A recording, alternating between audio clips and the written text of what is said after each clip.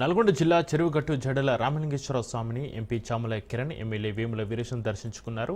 MP ఎమ్మెల్యేలకు అర్చకులు తీర్థ ప్రసాదాలను అందజేశారు. మహాశివరాత్రి సందర్భంగా చెరువుగట్టు ఉత్సవాలకు సంబంధించిన ఏర్పాట్లను ఎంపీ ఎమ్మెల్యే పరిశీలించారు. భక్తులకు ఎటువంటి ఇబ్బందులు కలగకుండా అన్ని ఏర్పాట్లు పూర్తి చేయాలని అధికారులను ఎంపీ చామల కిరణ్ ఆదేశించారు.